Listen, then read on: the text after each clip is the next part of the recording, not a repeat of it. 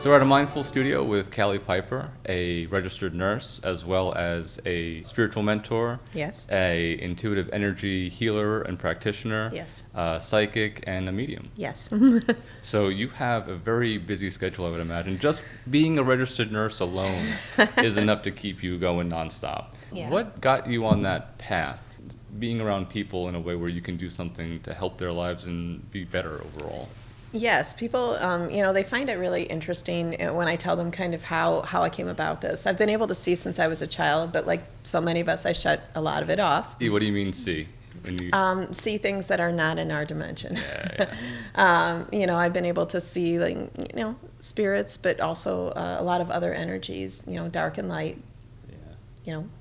Elementals, things like that, since I was a little girl. Okay. And I shut a lot of it off because, when I grew up, if you saw things or heard things that other people couldn't see, you were crazy. Your imaginary friends Yes. or whatever it is that, little kids talk about and Right. adults say, no, that's all silliness or Exactly, it's all you're fake. imagining it. You're making these things up. You have a vivid imagination, Yep. but you got to grow out of that at some point. Right. Yeah. Exactly. Yeah. And so that's, I find very typical for most people, but I always wanted to help people. That has been consistent in my life, no matter what I was doing. All I ever wanted to do was help people. So it seemed really natural for me to go into nursing. It wasn't what I intended to do when I was a younger person, but through events, I ended up going to nursing school and becoming a nurse. And with all the shifts we were having in 2012, there's a huge shift. Sure. And at that point, and I can explain more in detail if you want, but I was kind of pushed forward, and they were like, okay, you need to start seeing again, you need to start helping. Once that new energy came in 2012, do you recognize it as being like the feminine age of energy, or how do you? Well, I know the Mayan calendar, of course, is Yes. it's referenced in that in some way. Yes. But to me, when I was becoming aware of it as well, Yeah. that was something where it's like, okay, things don't seem logical to me anymore. Exactly. And that's where I bring the idea of like the feminine age, because Yes. when it comes to the male perspective, it seems like we kind of go in a straight line, going from A to B, and the quickest way to Logic. get there. Exactly, Yes. yeah. And now it's like... Logic, mind-centered, and yes. So a lot of feminine energy was ushered in at that point. Yeah. A lot of free thinking, a lot of people started opening up and have continued to open up through, for the past 8 years. Yeah. For me, people laugh when I tell them that I was actually a skeptic before this, even though I was like, that's not real. That's not real. It takes time. It does. It takes a certain, speaking with other people Yes. that are in it and aware. It's like everyone's kind of helping to support each other to become more like, okay, this is the real deal. This is what's actually happening and taking place. So, even someone that does see really well, even early on, it does take a little bit of, confirmation beyond just what you're telling yourself all the time. So. Well, and I think deep down I knew that once I surrendered, once I said, okay, this is real and I have to do something about it because I know myself very well, that ushers in a whole new set of things that you have to deal with, that a lot of responsibility to people and to yourself, and life completely changes for you when you do that. So I knew all that, and I wasn't quite ready yet. And as a nurse, my background is actually I worked orthopedics, but I also worked in pain management, chronic pain management. Oh wow. And oh my, yeah. You want to talk about the crazy energies in that. And so that's kind of part of what got me started is I saw how we manage pain in this modern day world, and it's not a pretty thing. Mm-hmm. And I noticed there were some things present in people that had chronic pain that weren't present in other people. Wow. A lot of attachments, actually. Okay. But there was always an emotional. There was a study done a long time ago. And what it showed is, if I took a hammer and I hit your foot right now, and it would hurt. Please don't. But then I did a CAT scan of your brain. Yeah. There's a certain part of your brain that would light up that says pain. We're having pain. Sure. Now, if you still had pain 6 months from now where I hit your hammer with a foot, it would actually light up in the emotional part of your brain if I did a CT on your head again. Wow. That's really interesting. Yeah. What a wild study. Yes. So I started noticing the correlation between emotional, how we deal with emotions and how we deal with pain versus how it how it's expressed in physical pain. And so pain pills don't work because they just literally dull. And so I started mixing my own blends with essential oils and things like that. Obviously, I couldn't give them to my patients on the floor, but I started getting interested in what else is out there to help these people. And that kind of flung open the door, and then, man, it all rushed in. What an amazing start. And being able to recognize from those studies just that if you experience some level of trauma or some level of pain, right, that it stays there in some sort of energetic form. And just keeps recurring. And we don't realize that. Groundhog Day. Yeah, exactly. Playing it over and over every single day. So great that you wound up being able to find some other ways, some different methods of actually being able to help people with that. What got you into essential oils? Was that something that's been consistent over time, or early on, like family life? My dad's Native American. So I grew up Catholic, but also he's Native American, so we got a lot of that earth stuff too. And so it's always been, so I kind of grew up in a weird energy, a very traditional, very logical, Catholic background. But then this free-flowing feminine energy that came in too, that says the earth is, the earth and what we take from it is completely, can completely heal us. So essential oils, plants, things like that were stuff that I looked at. And I'll tell you what, really, since I've been a teenager, I've really resonated with that energy, very much a lot of earth energy and a lot of earth healing. And so herbs and things like that I'd done probably since I was a teenager, and the essential oils were just a natural part of that. Just a normal expression from that. Absolutely. Very good. When you became a nurse, how long ago was that? And forever. It was, I actually graduated in 2008, so I've been a nurse about 12 years. But before that, I did work in healthcare, just not as a nurse. I worked as an assistant. So I've been working consistently in healthcare since I was 21. And I'm going to say it, I'm 45 now. You dropped your age. Good for you. Well, in the spirit of that, I'm 41. So. Most people don't tell their age, so good for you. So 2008, 4 years later, 2012, you mentioned the shift. And the transformation that's taking place on the earth. The first 4 years of being a nurse versus after 2012. Can you talk a little bit about that? And did that kind of make you question how to go about doing certain things? People see me now and they're like, wow, you have good energy, you have this, you have that. And, me, I don't know. I just am. But people don't realize back then I was a completely different person. I was completely a very unhappy person. And so for the first 4 years after I became a nurse, I did love helping people, but I worked in a very large hospital, and in the pressure that was put on to care for so many patients, we were just talking about that, and to the level that they expected you to function at, and to still care for somebody as a human being, it didn't resonate with me, and it made me more and more and more unhappy in my life. And consequently, I know people look at me now, and I'm not a skinny person, but I weighed like 300 pounds. Because the more unhappy I got, the more I ate. My protection, I ate, and all that goes along with it. So the first 4 years for me were very difficult, because I knew what the hospital was telling me I should be able to do, but I knew that I couldn't treat these people like a number, like I have to get them out of here as soon as possible and make money for the hospital, it's a business. And just not even hear them when they were scared, when they were worried, when they were painful. And that made me. You were tapped into their emotional state beyond just physically what they were presenting with, right? I've always been able to shield pretty well, but I'm going to tell you that was tough. Can we talk a little bit about some insight that you can give us with regards to the shift in 2012? So for me personally, what started to happen, and this was, and I remember it. I actually remember the patient that this started to happen with. 2012 was not a good year for me. There was a lot of change. There was a lot of just stuff clearing out a closet, type stuff.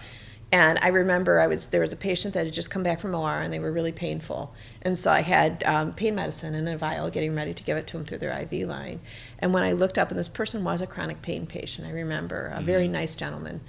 And when I looked up, I could see a shadow of something over him. Oh, wow. And I was like, not again, not again, not again. Attachment. Yep. Yeah. And so that's what started happening. They started getting more and more vivid until I had my big awakening, and that was in 2015, 16. Wow. Yeah. Okay, well, we're going there. Yeah. You want to hear all the dirt. Oh, well, no, whatever you're willing to share. We don't have to mind. go, super in depth, but that's funny that you mentioned 2015, 2016. Yep. 2015 was my year as well. Yes. And 2012 was when it was bad. Yep. So there's some similarity. And it took me 3 years of sinking down, 2012 to 2015. So you're starting to see a lot of things more so. You've always had it since you were young. Yep. But it's being more persistent and more Well, I was able vivid. to push them off before. Yeah. You could shut it down a little Yep. bit more so. Yeah, and so if you imagine, so you're in a very busy place that's super stressful. You're trying to live up to these expectations that you know are impossible. Yeah. Trying to care for people. I was married at the time, so I was also a wife. Trying to care for that too. And then, in addition, every time you go to work or you're out and about, you're trying to block that energy, because that's what I was doing. I'm like, not seeing. Yeah. I'm not seeing you. You don't exist. Making a little compartment for yourself Yes. and everything over here. No. And I could exterior. still feel them at some level, but I would just try and push all that away. Yeah. Well, 2012, that's literally, I remember looking up and thinking, oh, fuck, not again. Here we are. Yeah. Yep. That's funny. I feel like that's so. Everyone on the planet, I feel, has some level of that. The new energy sure. comes in, so everyone's feeling it, and we're all connected. We're all part of this consciousness and this certain vibration as humanity. Yep. So everyone's feeling it, but some might not be super aware of it, and others who are already kind of attuned on some level, they get hit hard, and it's like, okay, I gotta address this. I have to look at this because Yes. it's becoming so much stronger. So it's like a test for humanity, essentially. It is. Are we going to allow ourselves to awaken up to this so we Yes. can transition in a smoother way, or are we going to fight it? Yeah. Exactly. So 2015, what was the big awakening? Oh, wow. How did that wind up happening? Sometimes when you look back in your life and you see these little small moments that are probably insignificant to everybody else, but for you, it's a total catalyst. Yep. That's what happened to me. So I was super unhappy at this point because I'm spending all my energy blocking and caring for people and not getting anything in return. Yeah. And so I'm getting sicker and sicker and sicker, and not feeling well. And I remember my ex-husband and I were pulling up to the grocery store, and he said, "Do you want me to let you off?" And I'm like, "Yeah, whatever." And he's a smoker, so he was going to go smoke a cigarette before he went in. And I'm like, "Yeah, that's fine." And so he let me off at the front door, and I started to walk in. And again, I weighed about 300 pounds. So there was a group of young girls that passed and made a really rude comment. And I won't say what it is because I'm not going to. And it didn't matter to me. Wait, he made a really rude comment? No. This group of girls. They made a really rude comment. He went to the back to see, smoke. got it. And for me, I was just like, whatever. I never really cared what people thought about me. It was never super important to me. Yeah. And I walked inside, and when he came in, I said, "You're not going to believe this. This person said blah, blah, blah." And the look on his face was, he was like, livid? "Where are they? I'm getting ready to kill these people." Yeah. And for me, it just was like an awakening point where I was like, what am I doing here? I have to take care of me. I have to do something with myself. So what ended up happening is I went in for a consult. A good friend of mine had weight loss surgery. And so I went in and I had the consult, ended up with a fabulous doctor. I probably wouldn't have gone through had I not met this wonderful doctor. Literally spent like a half an hour with me talking to me about my emotions and things like that. Totally tuned in, totally one of us. That's great. Yeah. it's really fortunate when you happen to find someone naturally like that. He was awesome. And so I ended up having the surgery, and people say, "Oh, you took the easy way out." Anybody who's ever had surgery, I'm telling you right now, it's not the easy way out. Yeah. But I was totally dedicated. So I worked out 6 days a week. I was totally compliant with my diet, and so as that started to happen, well, what ends up happening when we're getting rid of all this stuff that we've piled on, other stuff starts opening up, and that's what happened to me. I see. So all this stuff started opening. I could see really clearly, and I was, again, working at the time. I was working as a case nurse at the time that this started to happen. Well, actually, I was working as a nurse at the old hospital. I ended up quitting that and going to work as a case nurse. Okay. So that was the beginning of 2016. And that whole 2016 just literally blew the doors off. I mean, I was seeing shadow people standing outside my office, and I was like, I am on the phone right now. I do not have time. I'm sorry. I can't see this right now. Maybe later. To deal with this after. So you made a choice. You shifted your life in terms of one, getting the surgery. Yeah. And making sure, like you're saying, it is a lot of work. I mean, even after, you have to make the commitment to change your diet, to eat in a different way. And otherwise, you can really hurt yourself after going through something like that. And letting go of some of those old patterns that aren't working for you winds up allowing all this new stuff to come in. The natural things that you were already kind of aware of, and you know, as an intuitive. It's a really wild way for it to wind up happening. It was. I mean, I remember the first time I heard my guides actually talk. I was like, the fuck is that? Did you hear words? Yeah. Yeah, okay. And a lot of people are like, oh, you're so lucky you get to hear them. And I'm like, for me, and they're like, how do I hear? And I'm like, for me, it was so natural to be able to hear them that it's hard for me to relate to somebody who can't hear them sometimes. But It's interesting. I very rarely hear. I see and I feel, and I use the combination of what I see and feel to interpret. And my interpretations over the years have gotten a lot faster. Yes. It's like I can just kind of get it. And when I do hear, even now, it's like, what?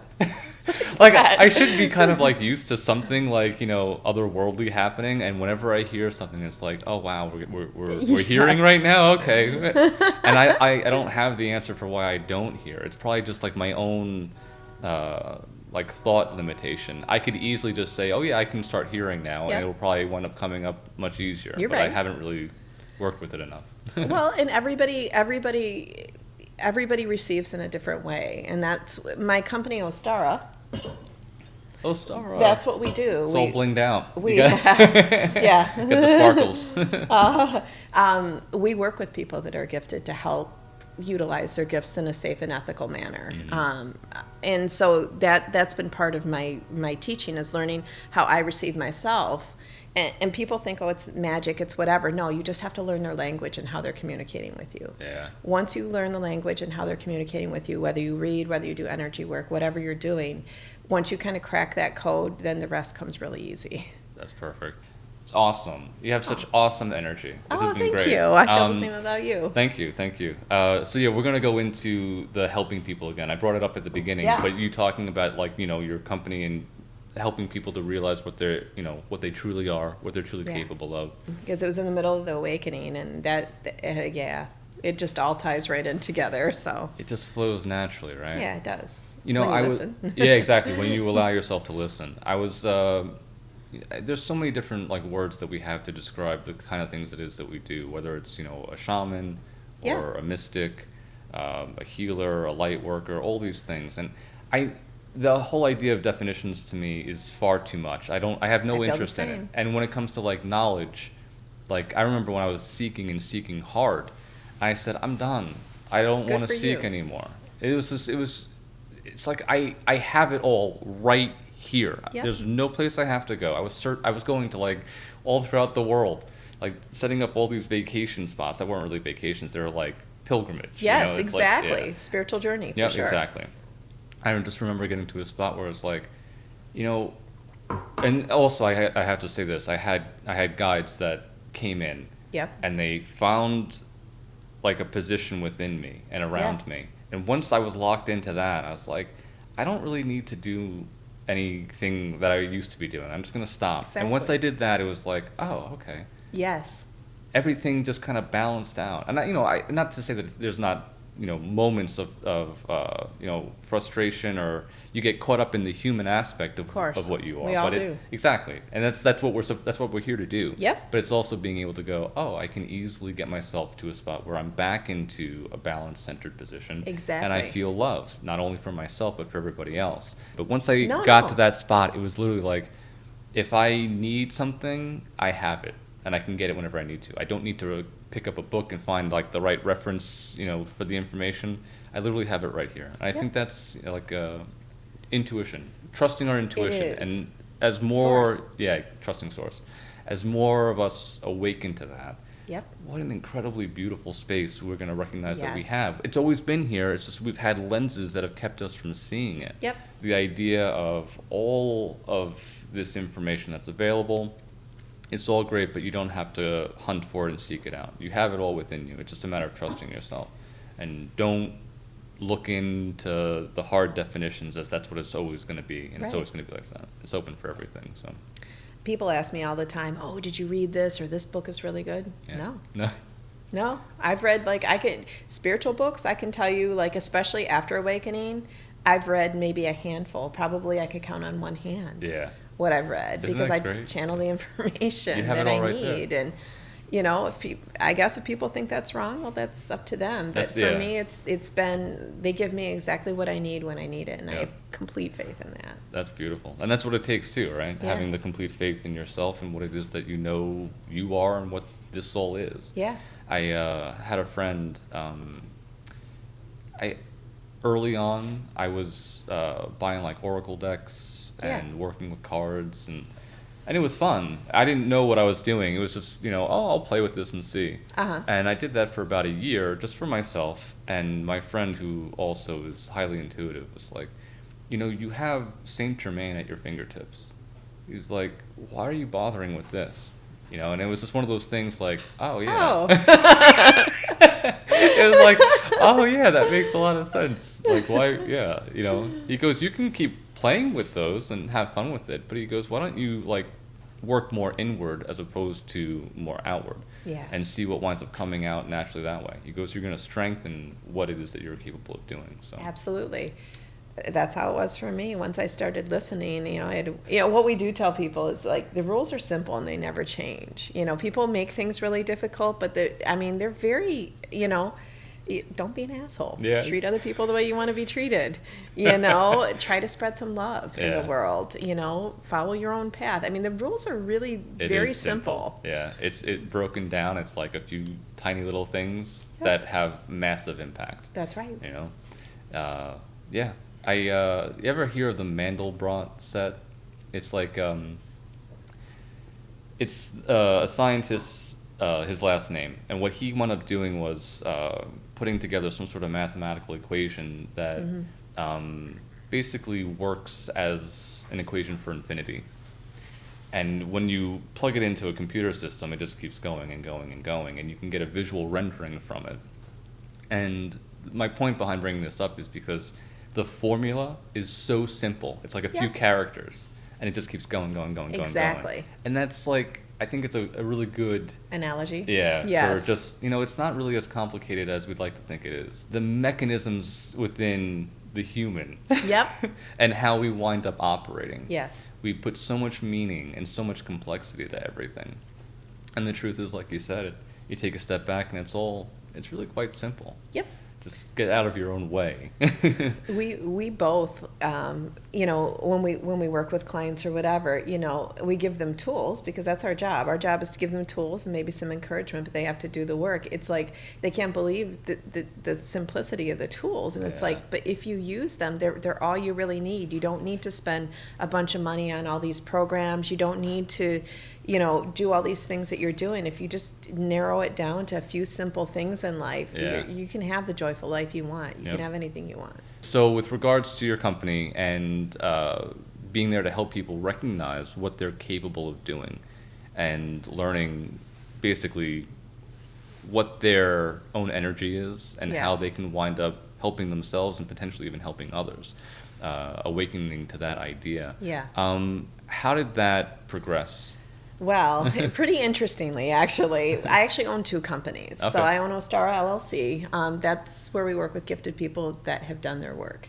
For those who have not done their work, I also own Tree of Light Holistic Center LLC. Mm-hmm. That deals with a lot of people that still need to work on their healing, who need to work on their past. So we do readings through there, but I have a partner, Jason R., and he does a lot with emotional healing in people. He's a certified Qigong practitioner in non-traditional Qigong. So he practices from Bulgaria, and he does a lot with helping people get past their blocks. He does just a little bit with manifestation, not too much, but and of course I do attachment removals through there as well as my company, Ostara. Yeah. So I kind of look at the client and see where they need to go first. If they need to visit Tree of Light real quick which before they company swing should around they to be going Ostara. to first? Yeah. But what ended up happening, Ostara is who I conceived first. And when I was still working as a nurse, basically my guides came in and told me in the midst of my awakening, everything within 6 months. I just want to explain to people, within 6 months, this is what my life looked like. I was working as a nurse, I was married, I had steady job, made good money, had insurance benefits, a house, things like that. Within 6 months, I ended up getting divorced. I ended up selling my house. I ended up starting a company. I ended up moving. I ended up with all these and ended up basically opening and spiritually awakening within the span of like 6 months time. That's yes. a tremendous amount to Oh, they with. were literally like, yeah, you're ready. You're ready. Go. It's like they pushed you to like the edge and you decided to make the jump and then you got caught in that flow, in that river, whatever you want to call it. Well, I think I called it a shit show at the time. But as you're going through it. Yeah. This is crazy. I cannot take on any more things. And it was, but I want to make clear to people that, and we will get back to the company, that it was because I had one reading by Crystal Jordan, medium, and I was actually just asking about this person that had come into my life, and it ended up being a whole lot more. But after that, she totally busted me being able to see attachments in front of other people. And so that's what kind of propelled a lot of this. Okay. And I just said, well, everybody knows now. I know I can see them. So I probably should be doing something about them. I'm awakening clearly. Yeah. And so I literally surrendered to the universe at that point. And I said, give me the people, resources, and knowledge, and I'll do the work. That's when a lot of the changes started to come in. Did you vocally say that? Yeah, I did. And I think and I say it every day. Yep. The reason why I want to make a point of that is because it's similar for me as well. And I think a lot of people out there that are going through something that is similar that they can relate to with your story needs to know. Yes. Make it out loud. Use this instrument. Yes. And things Carries will wind power. up happening. Yeah. Exactly, yeah. So that's good. Yeah, it absolutely, the written word, the spoken word absolutely carry a ton of power in them. Yep. Yes, your mind is very powerful and you do direct energy with it, but I literally said, okay, you guys, it's go time. Yeah. Give me the people, resources, and knowledge, and I'll do it. And it's funny, when I closed my eyes, what I saw was script, and it wasn't English script, but it literally was downloading. Like I could see light shining through. It was almost like old tablets or whatever downloading into my system with everything I needed. Wow. It was bizarre. Yeah, I'm telling you. So wild. Yeah, it was really strange, and I really have never talked about this aspect before because, again, Yeah, I know it depends on the audience and who you're Yeah. speaking with, but I think our crowd, Yeah. they'll be okay to hear this. So what started happening is once I said that and things just literally started together for me, they were like, okay, so this is how it's going to go down. Yeah. You're going to quit your job, and I'm like, and you're going to start a company, and it's going to be very successful. You're going to help a lot of people. This is why you're here. This is part of the reason what you were meant to do. Why you came here. And I was like, you cannot make this shit up. This is Yeah. crazy. And so that's what I ended up doing. I started working towards, I'm like, how am I going to do this? Because at that time I was sole income, I was separated at that point from my ex-husband. Yeah. And I'm like, and they're like, don't worry, we'll make sure that we provide you exactly what you need. And they did. They provided me an excellent way. And I remember walking into the office and just saying, I want to give my notice. And boy, were they surprised. Yeah, they weren't expecting that, huh? No, and at that point I was working. They also gave me time in order to start the company, and they gave me that name Ostara right away. And I don't know, for people that don't know what Ostara is, it's a pagan holiday, or what people would say, but it's based around the spring equinox, and it means new beginnings. And that's Beautiful. exactly what I wanted for people is, no matter what kind of shit has gone on in your life, no matter what you've taken on, you always have the ability to remake your life and direct it exactly as you want to go, and find your new beginning and be able to step forward with joy and love. That's amazing. What a perfect name to describe what Yeah. it is that you wind up doing Exactly. and helping people. And the star, the star in the cup also has a big significance for us that are brought here from the stars to help. That's exactly right. So, Can I ask you, do you know where you come from? Can we go there? You don't have to share it if you don't want to, because I know this is something that's personal, and the way that it showed up for me was, like you said, you can't make this shit up. nope. The way that I found out was so incredibly complex that when I was aware of it, I said, well, why couldn't you just like say it? And they explained the reason being because you would have done something to make yourself like think differently, that it wasn't, it's just your imagination and so forth. They went through 4 specific steps where I forgot the first 3, and on the 4th one I became aware of the 3 prior times that I forgot that I was told. And I was like, Jesus, this is so wild. And I've never forgotten since. So it's crazy. You can't make it up how these things wind up playing out. And when I found out, I said, this makes perfect sense, because I had 3 other people that I knew were from that star system, but I never had the right to say something about it. So it's like I am attracting people that are from the same star system. And we do. And, really up until recently, I had no idea. I was like, no, I have a lot of fairy energy in me. I'm an earth person, and that's what we do. We're from the earth, and we're here to help do blah, blah, blah, blah, blah. It really wasn't until I met him that I knew where I was from. Your significant other, your partner? Yes. Very good. And then it came together. Yes. That's great. So yeah, you can hold it. I'll mention I'm from Sirius B, and when I got that information, I saw Sirius and how the 2 stars, I actually saw 3 stars. I don't understand the 3rd, but when I saw them moving, and then I saw the kind of work that I was doing there, I understood why I'm here, like what I'm doing here. It was almost like I had to know that information, know something about my past to let me know what my purpose was here. Exactly. Which is such a wild thing, but it makes perfect sense, right? Like, how do you know where you're going if you don't have some sort of insight to where you've been and what you were doing? So, exactly. And as human beings, like, we're born. I feel that when we're young, like infants, we know everything. Yep. And then that gets stamped out of us naturally. Blocking. Yeah, we block stuff out, and then hopefully there's a certain level of stress that allows you to, kind of look into what the truth is for you. Not the truth for everyone, the truth for you. And then you start to be aware again of all these things that are available to us. But yeah, so that's what that was all about. It's a wild thing.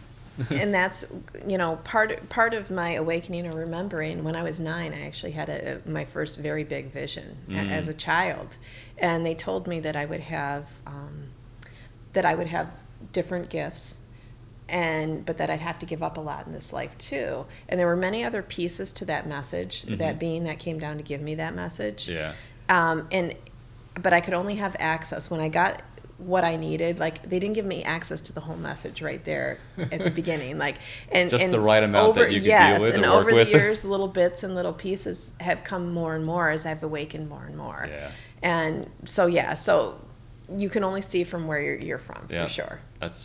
It's funny. There's times when I'm like, why didn't I get this earlier? And exactly. It's like, you couldn't have dealt with it earlier. It wasn't the right time for you to be able to integrate that into your life. Yeah. It's like step by step. Yep. So, and there's no rush. Take your time. Do what you have to do. Make sure you're being active and consistent with what you're committed to. Yes. But it'll all naturally wind up working out. It will, and that is having faith that you'll get exactly what you need at the right moment. Yeah. We all get a bit impatient. I know my guides have busted me on it a million times, patience, Calleigh, patience. Or I'll be like, well, this is just, and they'll be like, now that's not right. Yeah. I'll be like, I know. But let me just have this moment. Yeah. let me just give me this 60 seconds for me to say it, and then I promise I'll come right back. That's right. I'll get right back in my energy. Let me be the standard human as opposed to the exceptional human. So you were talking about attachments, and you mentioned that you see shadow attachments. Not anymore. No? Can Full-fledged. Okay.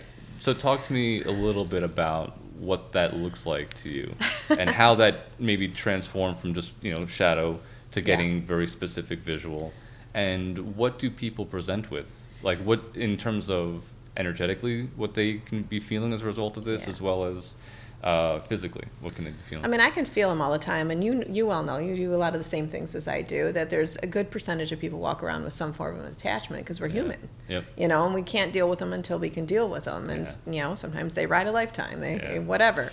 But for me, it did start out as shadows in 2012. Okay. However, when I started really clearing myself in that 2015-16 year, I could see perfectly. Wow. And so people are like, doesn't that scare the shit out of you?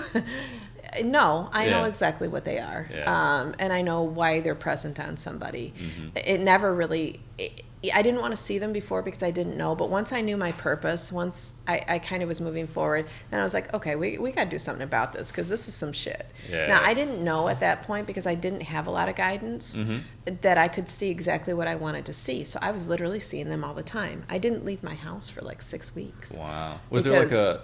So it was just a constant on switch. Did you learn to have an off switch? Yeah. Okay, great. So I said, okay, we got to do something about this. I said, so at first I said, I only want to see them when people need help. Yeah. Well, as it turns out, there's a lot of people that actually need help out there. So I was like, okay, this isn't going to work. I need to have a different criteria for when I see this stuff. What I did is I went back and I said, I only actually want to see the attachment when somebody asks me for help. So people that have worked with me know that until I hear the words out of their mouth, like, yes, you can scan me for a spiritual attachment, or yes, you can. I mean, there's very specific words they have to say to allow me access to their, to be able. Now I can feel them all the time. Yeah.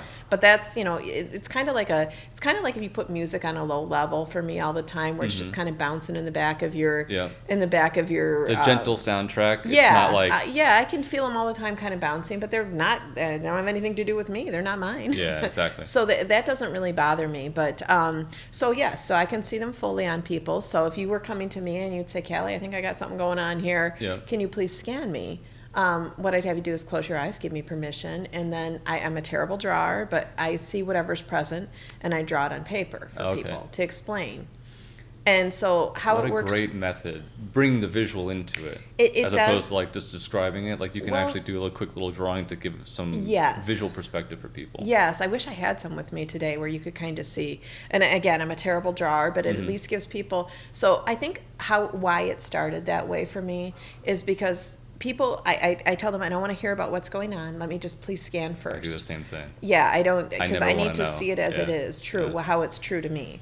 And so what they were finding is they're like, how did you know that? Well, I don't know it. I'm just seeing whatever's present. Sometimes there'd be something present in their throat. Sometimes there'd be something present blocking their crown, blocking their heart, inside of them. Whatever it is, that's how it was physically manifesting for them. Yeah. And so... I think it was a way to help them validate, I'm definitely having a problem. This girl just validated for me that it's not just physical, that there's something else going on. Yeah.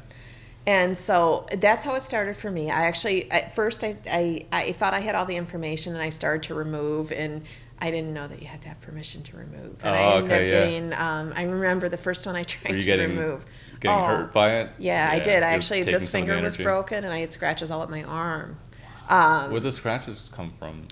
The entity. From the actual entity I tried to itself. pull it off, and I didn't have permission. Wow. And it turned around. And people think, oh, this isn't real. I'm going to tell you, you know what? Anybody watching the show, it is completely real. I back it up. It is. It's completely real. It just because you guys can't see them doesn't mean that they're not in another realm completely real. Yeah. So anyway, really quick, I just to add to that, because I always use the example of E equals MC squared, and it's such a simple thing, and every kid knows it. We're brought up to know, but the idea of matter is energy and vice versa. Yes. If you just take that and contemplate for a minute on what that actually means, it's very easy to know. Oh yeah, okay. So energy is just constantly existing everywhere. Yep. Within the external. Well, how is it so far-fetched to think that things that we can't see as energy are somehow working with us in beneficial ways and also in harmful ways? Yeah. It just makes perfect sense. Well, and I have to tell you, 98% of the people that I've ever scanned that sat in front of me, whether they've come for treatment or not, for me, they know that something's off in their energy. Yeah.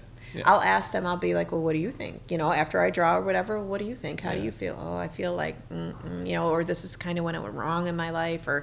And they know. I've only had just one or two people that really were like, I'm not sure. Yeah. I feel like they probably did know deep down inside. They were just maybe afraid to say. Yeah, weren't getting to a spot where they could actually admit it to themselves. Absolutely. Yeah. It's part of the process. Yeah, exactly. So anyway, so then I found a mentor who had done this for like 40 years. And so how it appears to me now, I know we were talking about language and learning language. And so for me, how something appears, I know how it's manifesting in somebody. Like, got these little guys that are kind of, I call them little assholes, but I know when they're present, there's anxiety present in a person. Yeah. And how they're manifesting on somebody. There's bigger dudes that almost always those people are on suicidal people. Oh, wow. There's usually more than one thing hanging around somebody. So that's the language that I developed, where I know just by seeing exactly what kind of is going on with the person and how it's manifesting,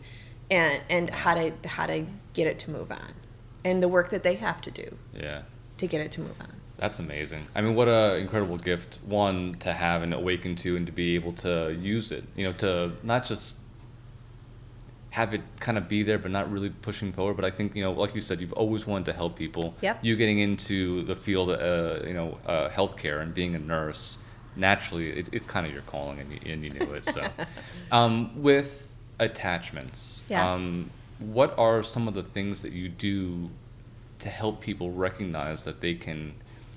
Is it letting go? Is that what you use, or? So it oftentimes depends. So what I do when somebody has a session with me, whether I've scanned them or not, when they come to the store, they're usually with me a couple of hours. Okay. And so what we do, to remove the attachment doesn't take hardly any time, but it's really about what we do is we sit and we figure out where this has happened. So a lot of times I use my intuitive abilities. If they don't know where it came from, I had one girl, and I'll never forget this, and she didn't know. Like, she had like this bad luck kind of her whole life, and with guys and with money, and didn't really know like where it all started. Yeah. And as we went back, it was something that stemmed from her mom, a very what most people will call an insignificant thing, but everything stemmed from that one trauma. Her whole life, she just kept repeating the pattern over and over and over again. Wow. And she attracted attachments because of it too. So that's with her session. We had to do forgiveness. She had to do forgiveness for herself and her mom. That's a very piece of key. it. Yes, it is. Yeah. If people aren't willing to do the work, then and I tell them when I remove attachments, this is the start of your journey. This isn't going to fix your life. Yeah. If you think it's going to fix your life, you're going to feel better. As with any energy work, you're going to feel better. Yeah. But you have to be willing to do the work and face the whole whatever's there and fill it with something different. So we give them definitely forgiveness work they have to do. In fact, oftentimes when they work with me, I will refer them to my partner too, because he works from a lot of the emotional aspects. Oh, okay, yeah. That makes perfect sense. Yeah, and helps clean them and get them where they need to be. And then from there, it's about, if it's a problem with self-love, which I will tell you, I know you see it too. Yep. Then I give them exercises to help them build that self-love with themselves, to get to know themselves. I can tell you, when I got divorced, I had no clue who I was, what I liked, what I wanted to do, in the midst of an awakening. Did you give your power away in the marriage? Yes. I was an enabler. I will totally admit it. Yeah. And I never, he's a great guy. He has his own life now. Yep. But I totally, I take responsibility for everything.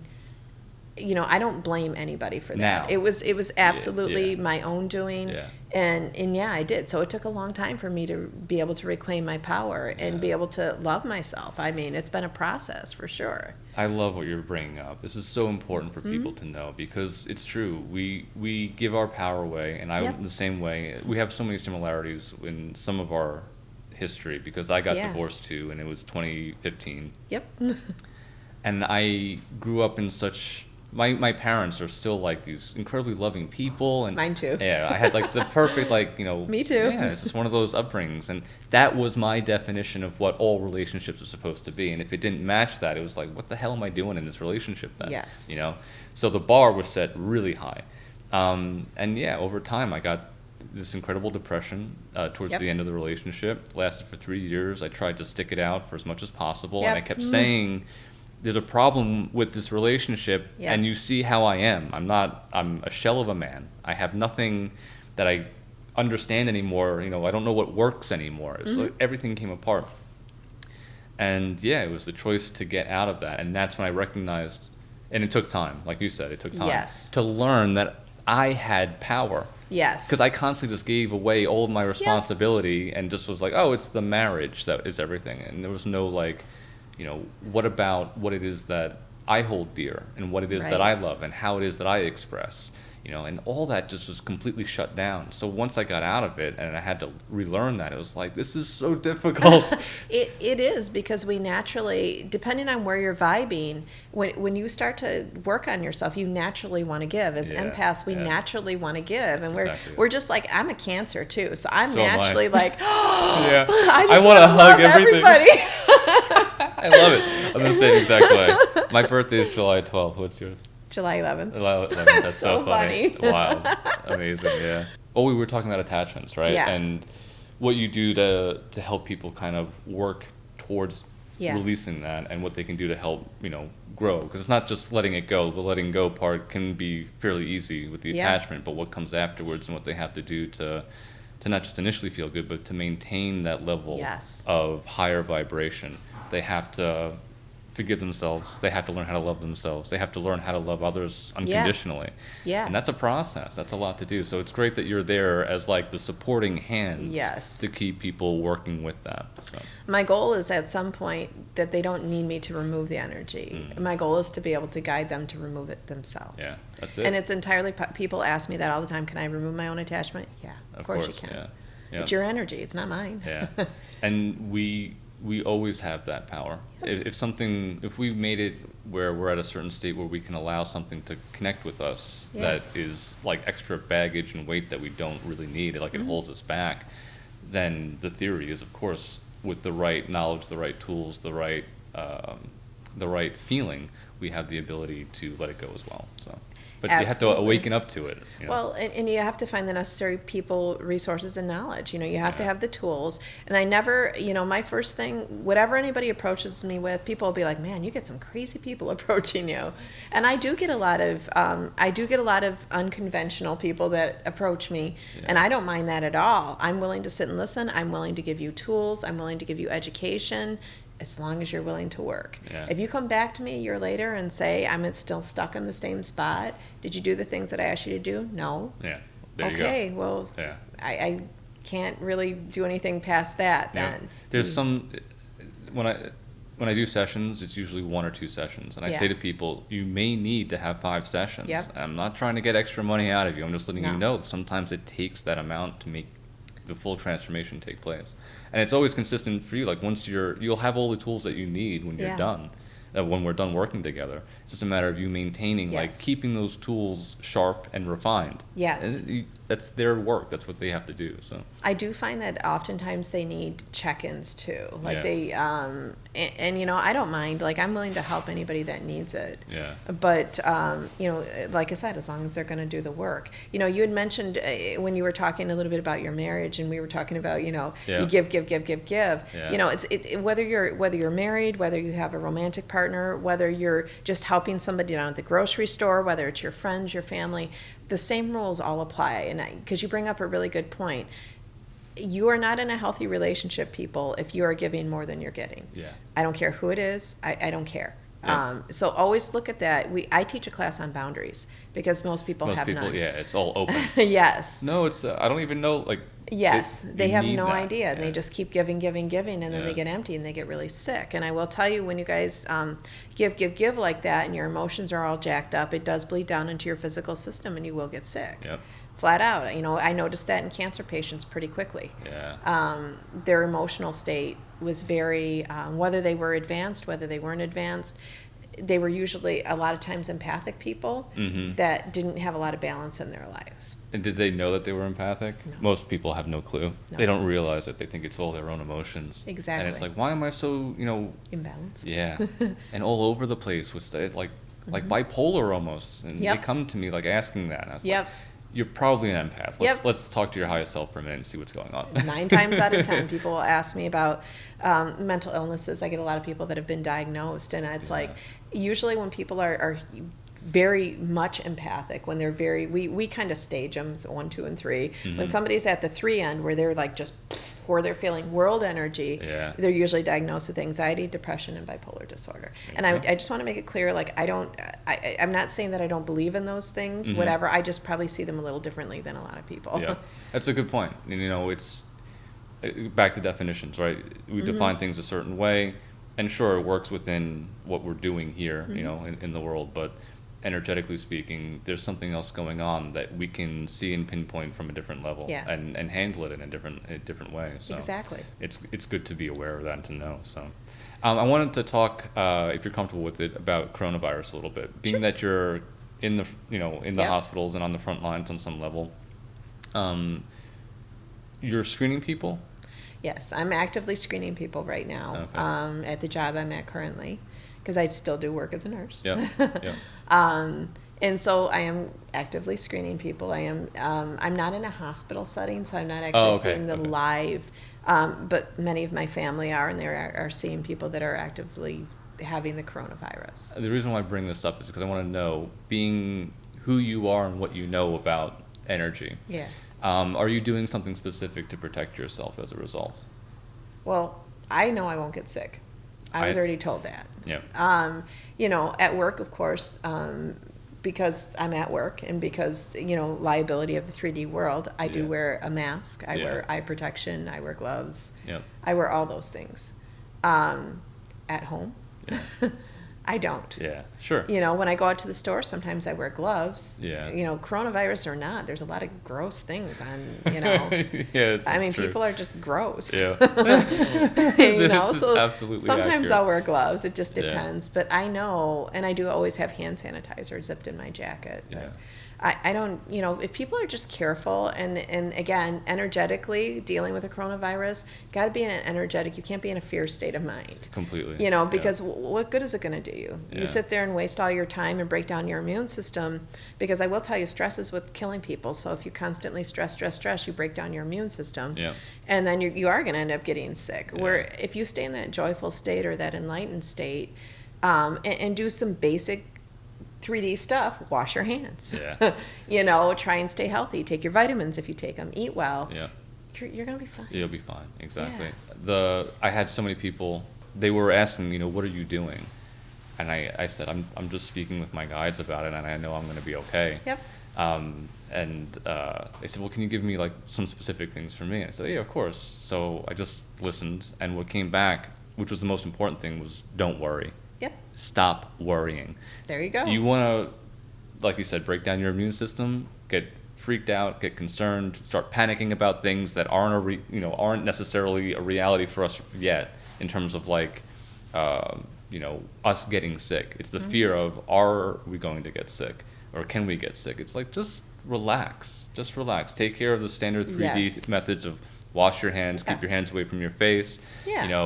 Standard practice of breathing in through your nose as opposed to having your mouth open or whatever. Yeah, exactly. Small things like that will help, but don't worry. That was the major piece of it. So that's absolutely what I got.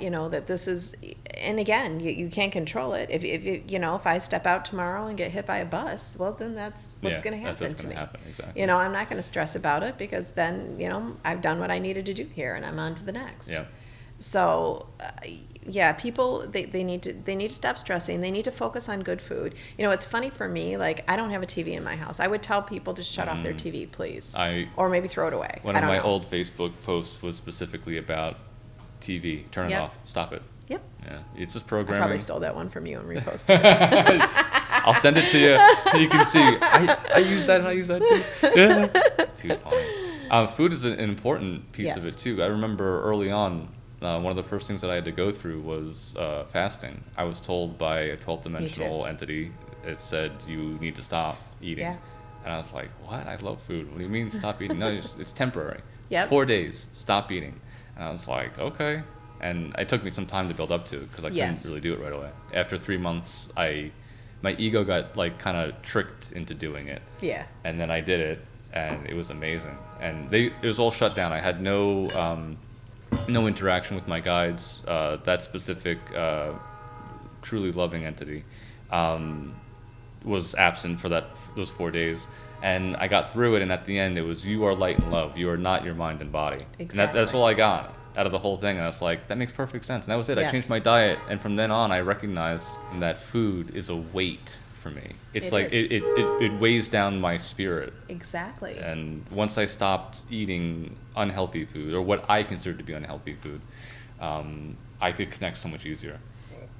That happened to me too. Yeah. I was very, from the outside, it looked like I was starving myself. Yeah. But from the inside, it was the closest I've ever been to spirit.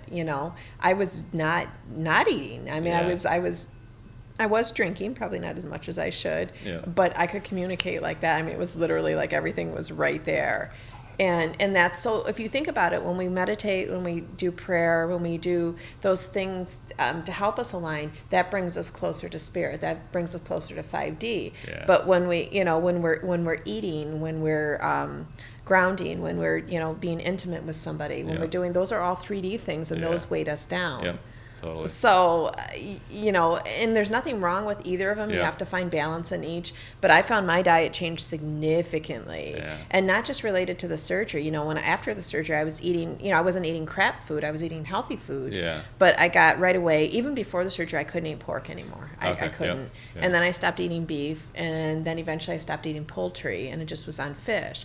And now I was raw vegan, and I follow that diet still a lot. Sometimes I'll prepare a cooked meal, but for the most part, I'm like water, tea, kombucha, and we are so ridiculously similar. Yes, it's insane with regard. I mean, so many things. My body loves that diet. It feels really good on that diet.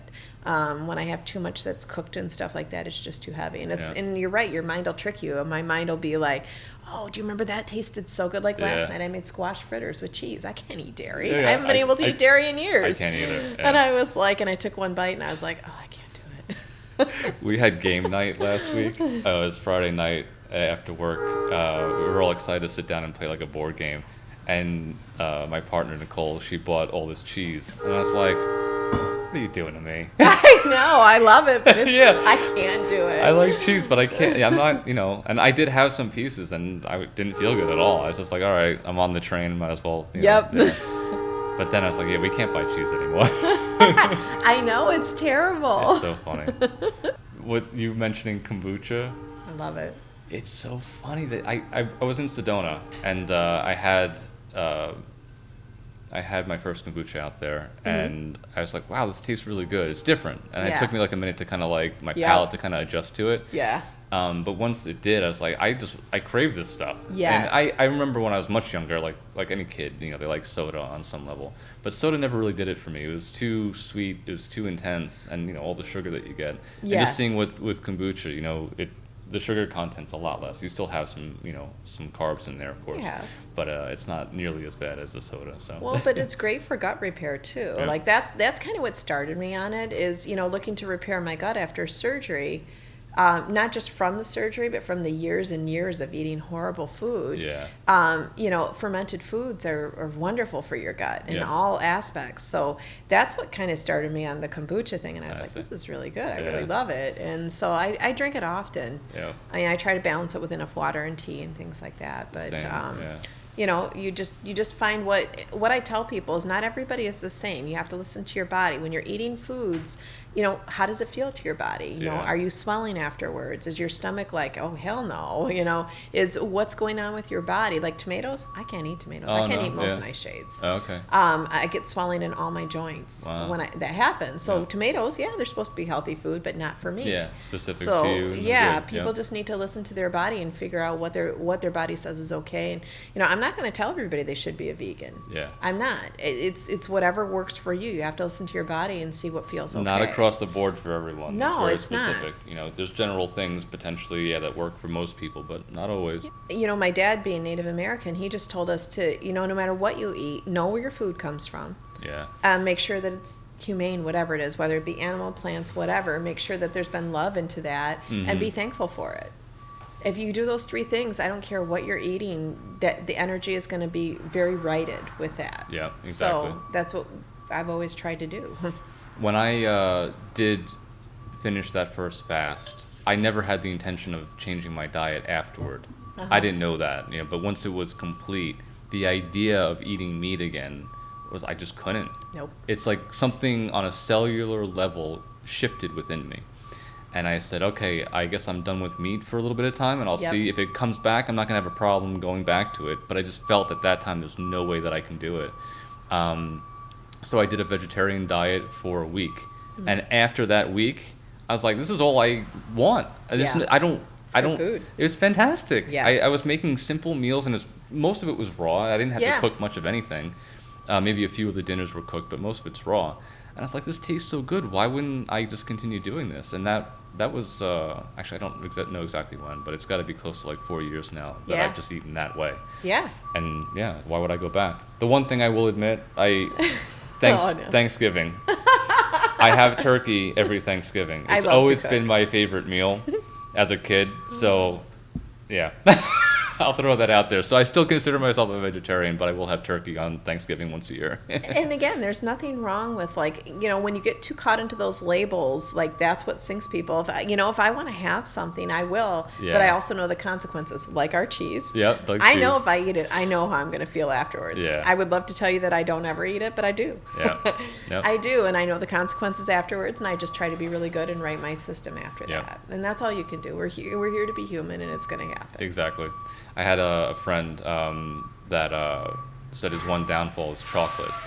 And I said, I don't think it's a downfall, but I know what you mean. Like, it's just, if you crave chocolate, you let yourself have it every once in a while. I said it's probably better more from like a balancing perspective than like agonizing over that taste that you want to have every once in a while. So give yourself a little bit and don't overdo it. Absolutely. Yeah, I feel the same way. If something's misaligned, I try to see where I need to correct it, Yeah. So I want to wrap up with everything that's going on with the virus. Yeah. Okay. Now I have, and I'm sure you do too, some insight with regards to the virus, and we don't have to go into that because I think there's a lot of people on different sides of exactly. Yep. So that aside, but just the energy that comes up in people as a result of the virus being out there and us having this quarantine and essentially some level of lockdown depending on where we're living in the country or around the world. What I want to do is a positive spin on this, is everything that I've been told from my guides with this is giving us an incredible opportunity to do something as a collective, as opposed to just being, and I'm using humanity as the idea, humanity as like a feather in the wind. Yes. We're just kind of getting caught without really having much of a say or feeling like we have much of a say in what it is that we create. We're working within systems that we've inherited over generations, over centuries. Yes. And this is what it is right now. So everyone's getting a lot of time to kind of look inward as a result of having, either working from home or not having a job right now. Lots of different things that people are experiencing. We're having a chance to go inward and to look within ourselves. Yeah. And we can heal that way. And we also have the ability of creating something brand new that hasn't had the opportunity before because we're just so caught up in the systems. Yes. Right? So I was wondering, have you heard anything or have you tapped into anything specific with what we can build? What is kind of happening? Is there some sort of light at the end of this, what feels like a long dark tunnel? There is. It's funny, actually, when we started the Gifted Healing Arts Center in Charlotte, that's one of the places I practice out of, we saw it, and I know you're going to laugh, but I don't watch a lot of TV because I don't have one, but for those of you who saw the X-Men, I'm sure they've made 5,000 of them, but the one that I saw, and I don't remember which one it was, there's a place where I think Dr. Xavier is looking, and he sees all the people that have gifts, he sees them light up in the world. Yeah. That's how we see communities. Mm-hmm. There's communities popping up all over, and we have to be able to join those communities. Yeah. And that's what's happening right now. I can tell you in my readings for the past year, I've seen a lot of people drawn out west, specifically to Colorado and Arizona. I was told 2 years ago, Colorado's where I have to go, Yep. and this is a middle step. Kalamazoo is always regarded as a middle step. Exactly. That's so funny that you said that. Trust that, because that's a lot of people are being drawn out there, and right now the energy is kind of floundering a bit out there. They're like, well, we're here. What the hell are we doing out here? Exactly, But people just need to be patient. This is the hermit time. This is the time where we have to go within. Instead of joining, we have to go within, look at our own gifts, look at the stuff that we need to clear out. Yeah. Because without this, you guys will never step forward. I don't want to say we're being sorted right now because that sounds too weird, but you're definitely making your own decisions right now on how you're going to proceed in the future. The next 4 years, going to be huge. Yeah. This is not going to stop this year. The next 4 years are what's going to decide us as humanity. 2023 was the big year that I got. Yes. And it's like middle of February time. Yes. Of 2023. So right now is the start of this energy, is that we're clearing out everything that we need to clear out for the people that are going to do the work. There's new energy in right now, and deciding where, and then they're going to start to move. People, I know already, as soon as this virus or whatever, I have my own opinions, but whenever whenever people are allowed to move freely again, that we are going to be busier than shit with people that have opened up things that they previously hadn't. Because all I've been hearing for the past year is, Calleigh, if I only had more time, more time. Yeah. Well, Source heard you guys, so here you go. Here, Here's you're more gonna time. have your time now. Shut off your frickin' TV. Yeah. Clear some time for yourself, because now you guys are given the opportunities that you wanted, just to have time and be in your own energy, in your own space. Yeah. Do the work. Do it. Commit to it. Yeah. And then whatever comes from there will help people, guide them where they need to go. But this is a really, really important time. Yeah. So. Beautifully said.